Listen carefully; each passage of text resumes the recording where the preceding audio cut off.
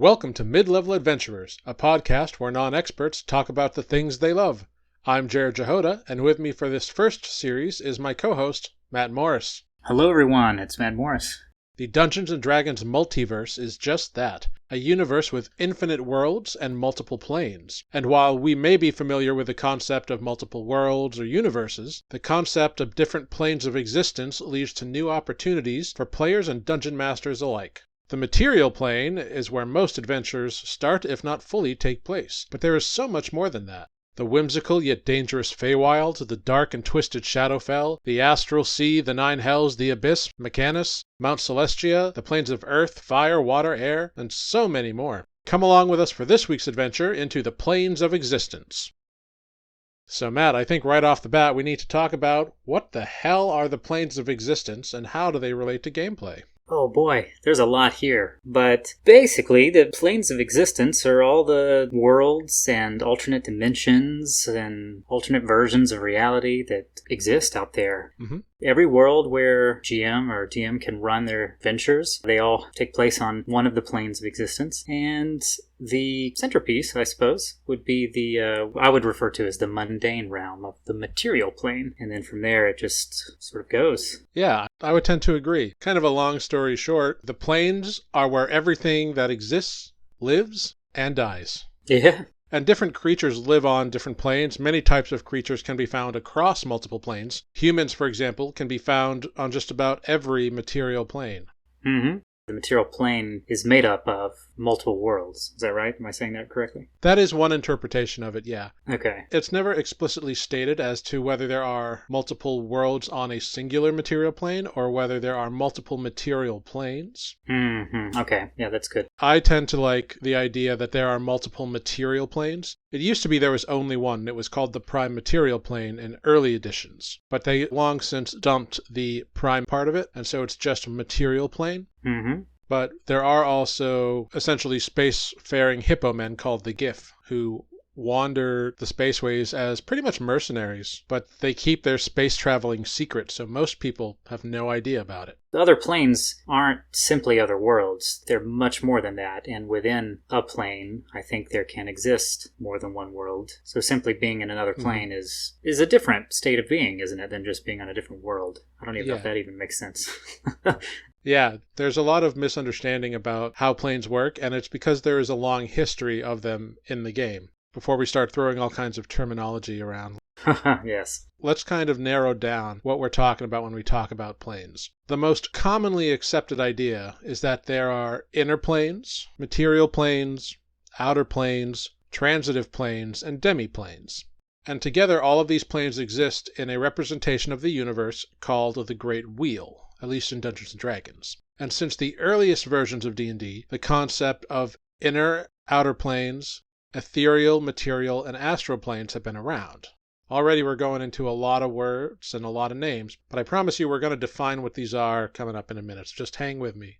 All of these planes may have been altered or changed or expanded or compressed over editions. They more or less stay true to the idea of themselves. In first edition, for example, there were only 4 inner planes and an unspecified number of outer planes. Whereas in 4th edition, the game totally abandoned the idea of a great wheel and instead used a world axis cosmology, which reinterpreted all of the planes into 6 different types. And then we come back into 5th edition, and the planes have seemingly been restored to their previously defined great wheel cosmos, but with some parts of the axis cosmology included in them. So let's start with the basics. Mm-hmm. You've got your inner planes. These are the planes of existence that mortals tend to live on. Yeah. However, that is not only the material planes. The material planes are essentially human-style worlds, like our world would be part of a material plane. Sure. Material planes can include magic, they may not. It may include certain worlds, it may not. And then there are a couple other inner planes that tend to be more physical rather than conceptual. The outer planes are where concepts tend to reign free and rule those levels of existence. Mm-hmm. Transitive planes tend to be the planes that are between all the others, so places like the Ethereal Plane or the Astral Sea. And then there are demi-planes, which tend to be smaller, little isolated, privately owned planes, if you want to look at it that way. Planes have been used as the homes and graveyards of gods, sanctuaries of dread lords, hiding spots of powerful wizards, realms of wretched monsters, and so many more things.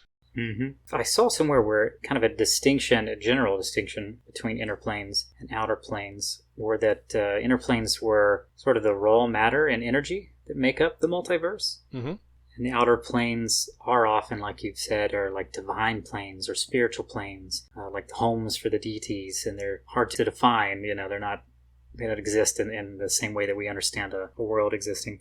Yeah, absolutely. That's totally correct. The gods that reside there can affect the plane that they live on. They can mold it to their will and have it suit their purpose and become what they embody it to be. So the planes essentially become an aspect of the deity. So the Great Wheel, which is what we're kind of talking about here, imagine a wheel with spokes and different levels. So a wagon wheel where the axle goes, and then there's a ring, and then there's all these spokes that shoot off of it. And that's sort of what we're talking about here when we say the Great Wheel. At the center of the wheel is the material plane, and this is the world of mortals. I personally prescribe to the idea that there are numerous material planes, such as Toril, which is where the Forgotten Realms are, Greyhawk, Earth, Athos, which is the Dark Sun setting, Kryn from Dragonlance, and even Newly from Newly Forged. And then overlapping the material plane are the Feywild and the Shadowfell. The Feywild is sort of the natural home to fey creatures, pixies, satyrs, those sorts of beings, and of course the archfey of the Seelie and Unseelie courts. It is a mirror of the material plane, except that it is extreme in magical and natural effects. For example, in the Feywild, there may be a mountain range in the same spot where there is a mountain range on the material plane, but in the Feywild, the grass and vines there may be alive, and if you're not polite to it, it may be unpolite to you. A rock may not simply be a rock, huh? Yeah, with the Feywild, you never know what you're going to get. The rules are totally thrown out the window.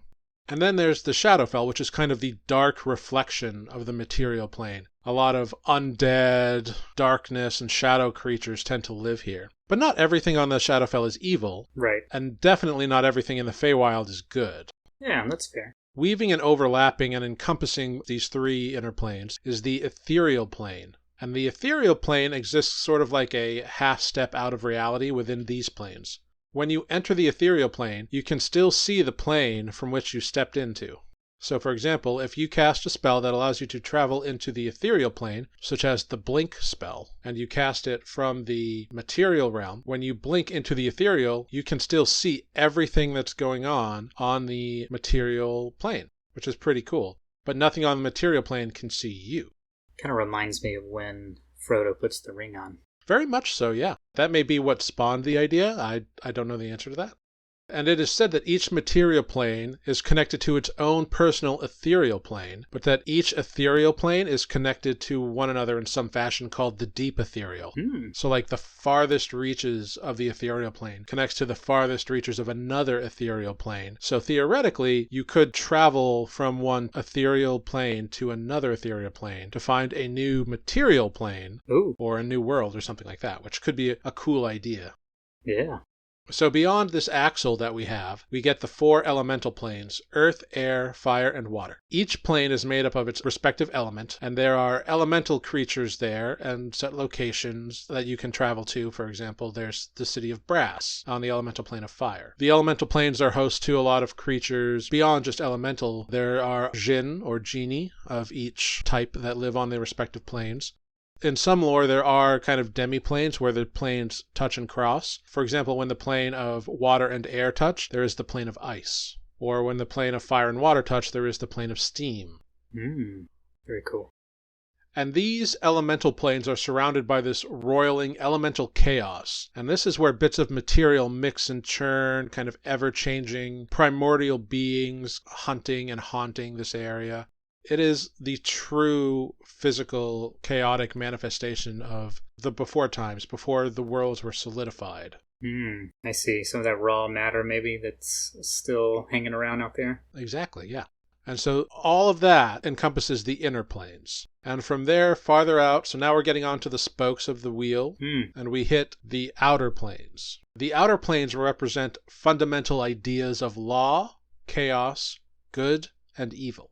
And the upper planes consist of, in order from most lawful to most chaotic, Arcadia, Mount Celestia, Bitopia, Elysium, which is the neutral good of them. So that's like the 90 degrees, if you want to go that way. Mm-hmm.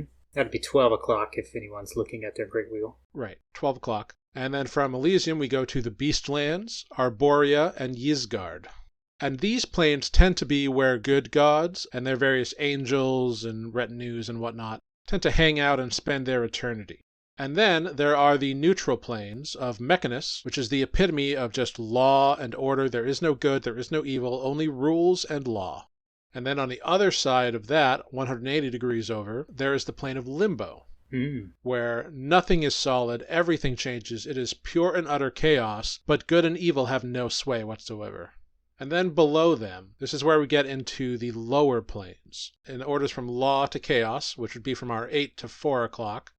You've got Archeron, the Nine Hells, Gehenna, Hades at our 6 o'clock position as neutral evil, Carceri, the Abyss, and Pandemonium. And this is where evil deities tend to reside. And there's a lot there, isn't there? I mean, we made the clock analogy just for placement, but there are actually, 16 total, I think, if I counted correctly? Something like that, yeah. Just Outer Worlds, not including all the other ones that we talked about in the Inner Worlds. I like that. I think it helps to understand what you're looking at.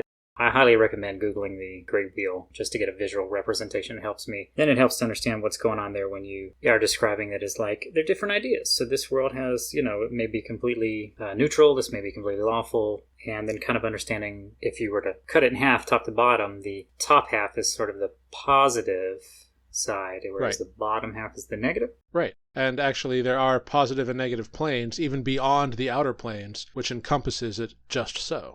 I see. Okay. But floating between all of these planes, upper planes, lower planes, inner planes, outer planes, is the Astral Sea. This is one of the transitive planes. The astral plane, or Astral Sea, touches all other planes and can be traveled to in either a physical or astral form. There is a way to project your astral self into the sea, to travel the Astral Sea using your astral projection. Very cool. It is the home of bodies of dead gods, so gods who have died, their bodies sort of shunt and exist and float forever in the Astral Sea.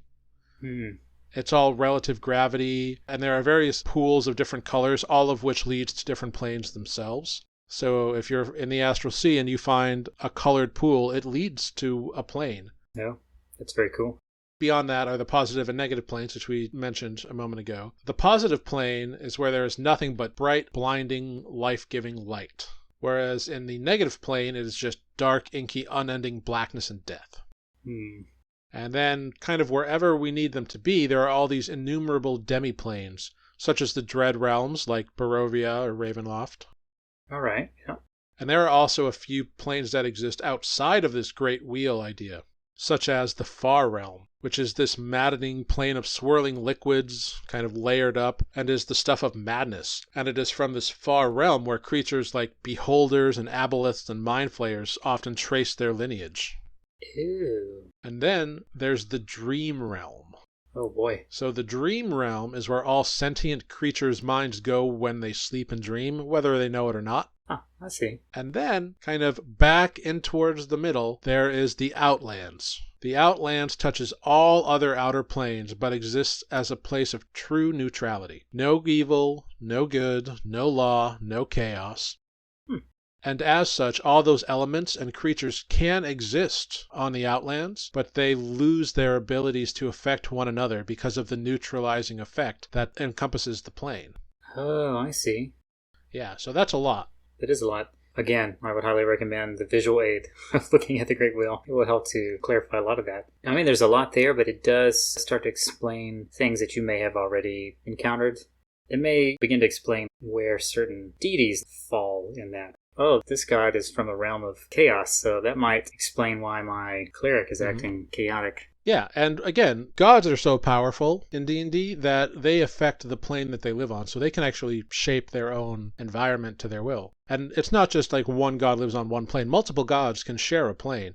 Okay. Because the planes are infinite. They are as big as they need to be. Or, conversely, they can be as small and limited as they need to be. If you create a demi-plane, there are spells that do that. Mordenkainen's Magnificent Mansion, for example. But perhaps it may be worth talking a little bit more about how one would travel between these planes. We've sort of touched on that a little bit too. But there's a lot to it, right? There's just more than one way to transverse these multiple planes. There absolutely are. The most common idea is that you cast a spell.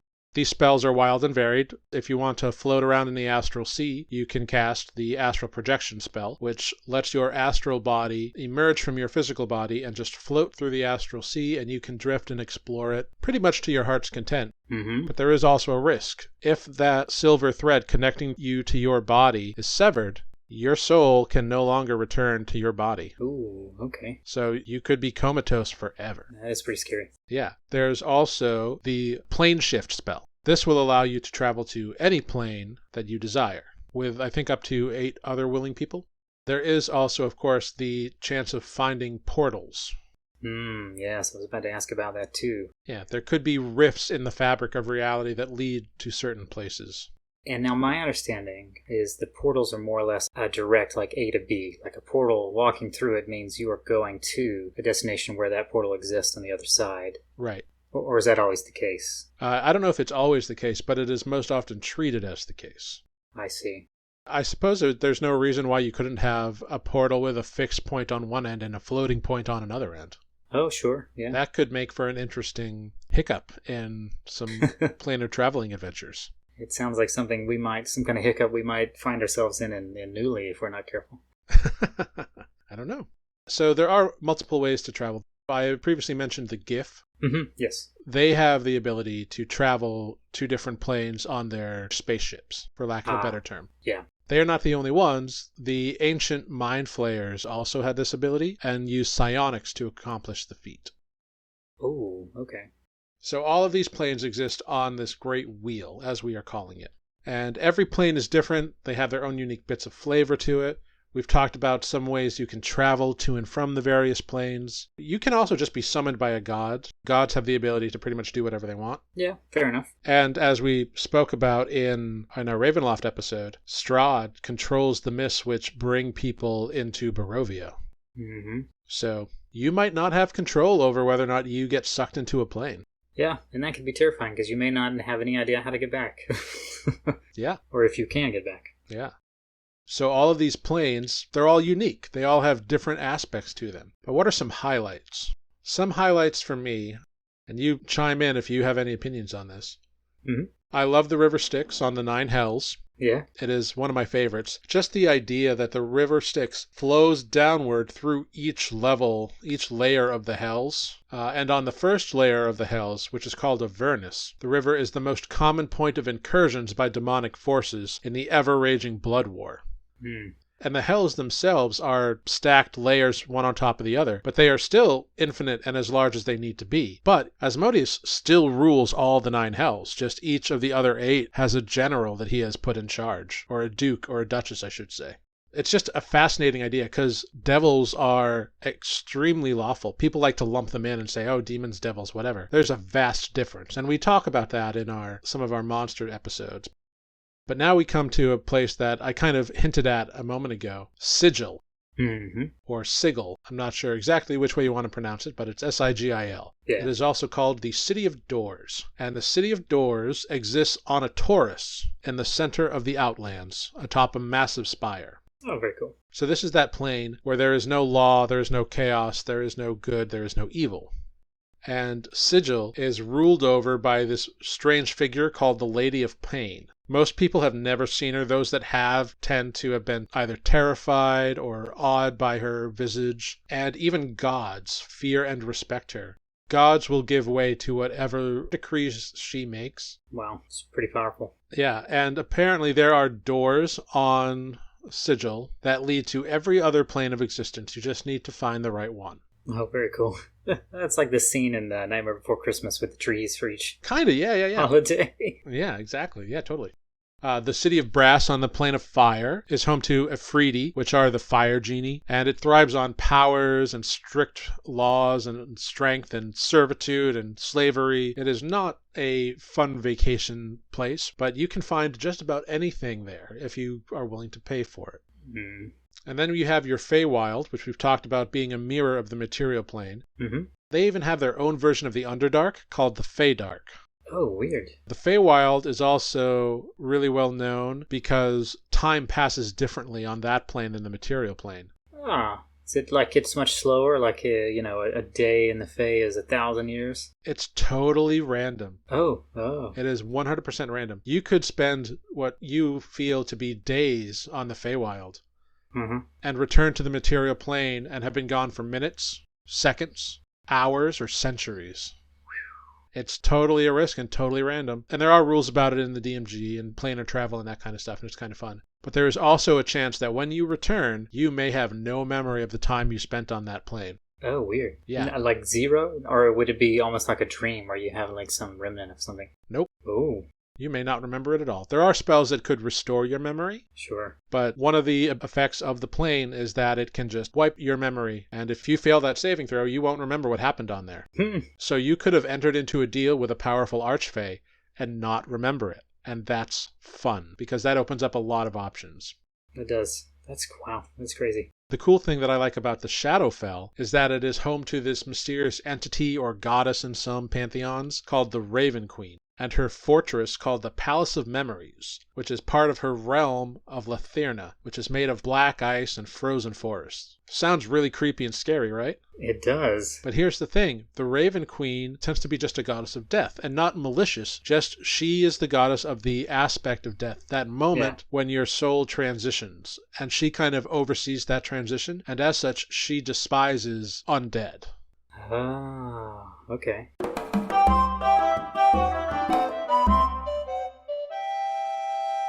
One fun little thing we like to do here on Mid-Level Adventurers is go to our tavern corner and talk about what we are imbibing this evening.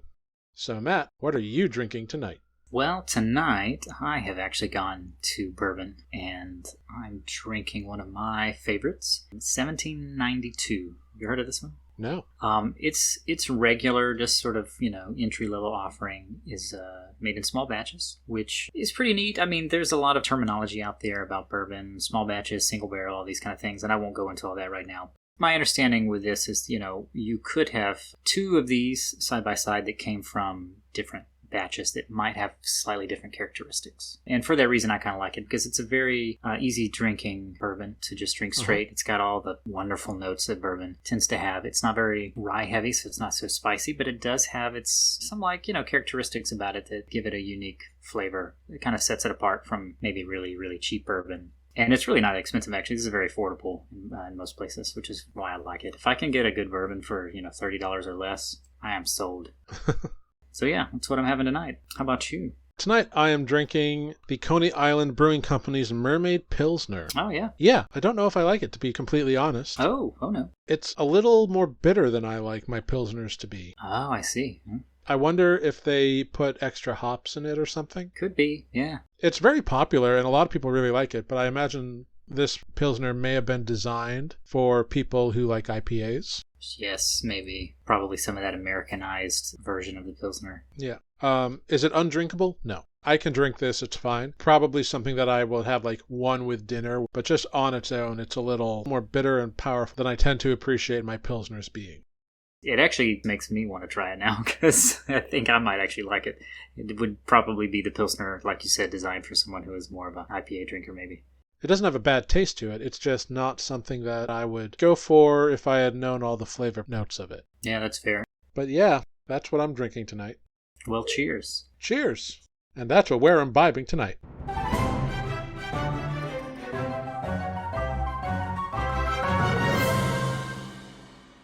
I'd love to hear if you have any questions on planes, because you've got to be boiling over with these are such cool ideas. I need answers to questions.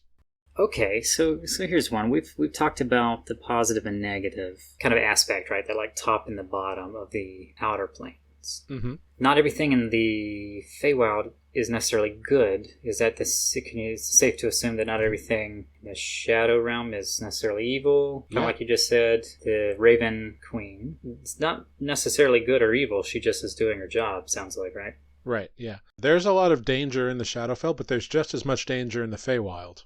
Yeah, okay. And it sounds like those are dangerous in and of themselves. And then when you get to traveling to these realms that are based around ideas, I almost imagine that being more dangerous. I don't know, because it's even harder to understand. Like, if you don't know the explicit rules of that place, you might not stand a chance, or you might go crazy.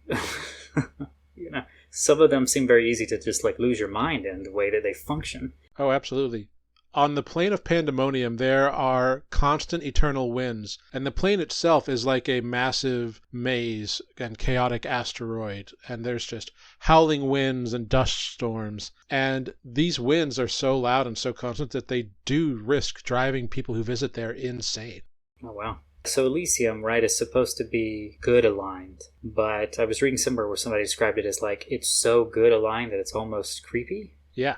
Because there is no balance like what we normally think of in the material world. No one's like purely good or evil. Yeah, it is very unsettling to be in a place where there is only good. No aspect of law or chaos exists in Elysium. Right. So it is just pure goodness. And for a mortal, that's very unsettling. Yeah, it has to be just so weird to even wrap your mind around. And so I imagine traveling to those just becomes a gamble, like you said earlier. You know, if you don't already know what you're getting yourself into.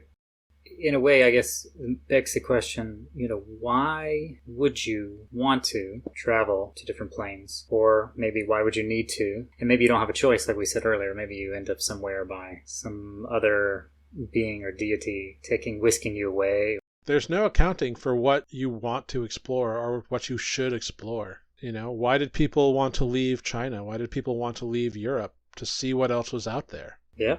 And if you've covered the material realm, what's left? Exactly. And there's a lot left, it turns out. Quite a bit, in fact. Yeah, and is it dangerous? Absolutely. But is it rewarding? Yes. And what I say, we've said this before, right? You know, that's part of D&D and what makes it alluring. Is if there was no danger, then okay, well, you get bored and you'd stop playing after a while. Yeah, and it's not just exploration. It is possible that there may be artifacts on these planes that you need to recover for some reason or another. Or there could be potential allies on these planes that you need to enlist on your side in order to prevent a war or stop a bloodshed or whatever. Yeah, the enemy, whatever the enemy may be in your campaign, doesn't always exist in same plane as you.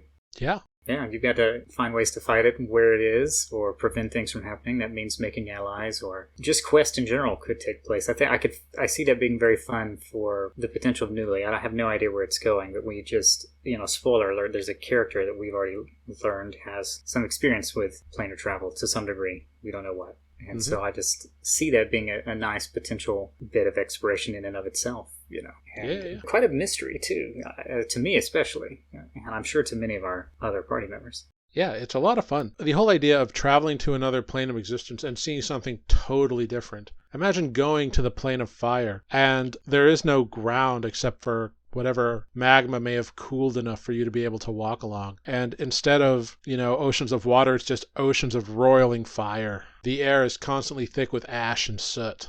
It's a literal hellscape, but creatures live there. People thrive there. Yeah, it's not like it's necessarily hell or it's full of evil or anything. It's just, That's just what it is.